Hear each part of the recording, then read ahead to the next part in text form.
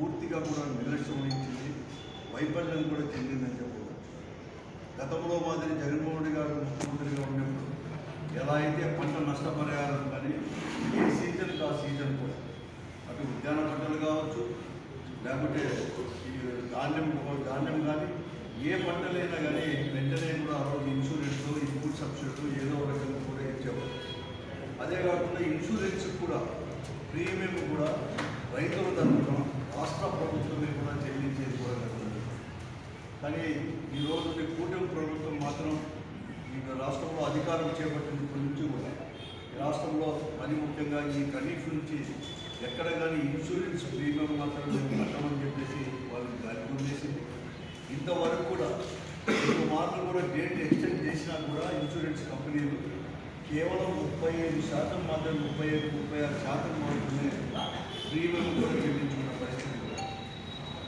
జూన్లోనే ఈరోజు వాతావరణ శాఖ వారు కూడా ఈ సంవత్సరం పెద్ద వర్షాలు వస్తాయని, గతంలో కంటే కూడా బాగా వర్షాలు కురుస్తాయని చెప్పేసి వారు కూడా ఫోర్కాస్ట్ చేసేసి చెప్పడం, వెంటనే జూన్లోనే చాలా అర్లీగా కూడా రేట్స్ రావడంలో అప్పుడే కూడా పంటలు కూడా వేసుకోవడం జరిగింది.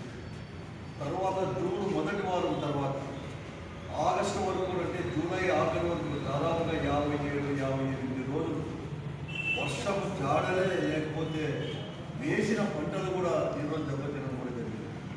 మరి ముఖ్యంగా రాష్ట్రంలో మరియు అనంతపురం జిల్లాలో దాదాపు 8.5 లక్షల ఎకరాలు సాగు అనేది కూడా భూమి కూడా ఉంది.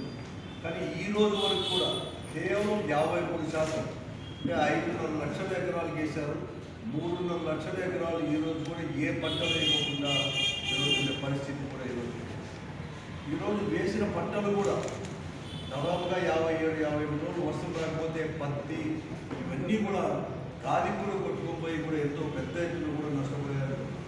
వేరుశనగ అనేది కూడా 4.5 లక్షల ఎకరాల్లో సాధారణంగా మనం అందరూ కూడా పంట విస్తీర్ణం ఉంటుంది. కానీ ఈరోజు 1,70,000 ఎకరాలు మాత్రం 70,000 ఎకరాలు మాత్రమే వేరుశనగ వేసిన పరిస్థితి కూడా ఈరోజు కూడా ఉంది, చాలా గణనీయంగా కూడా ఉంది. కానీ ఈ రోజు వరకు ఎక్కడికైనా ఏదో కొంచెం గొప్ప ఆగస్టు ఈ నెలలో కూడా వర్షాలు వస్తున్నాయి.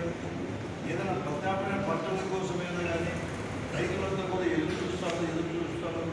నష్టపోయారు వేసుకునేవారు, వీడు చేసినవి కూడా సేద్యాలు కూడా చేసుకున్నారు భూమిలోనే. కానీ అటువంటి దగ్గర ఏదైనా పంటలు వేస్తామంటే ప్రత్యామ్నాయ పంటల గురించి ఈరోజు రాష్ట్ర ప్రభుత్వం కానీ ఈ జిల్లాలో ఉండే అధికారులు కావచ్చు, ఈ జిల్లాలో ఉండే ప్రజాప్రతినిధులు కానీ ఎవరు కానీ పట్టించుకోలేదు.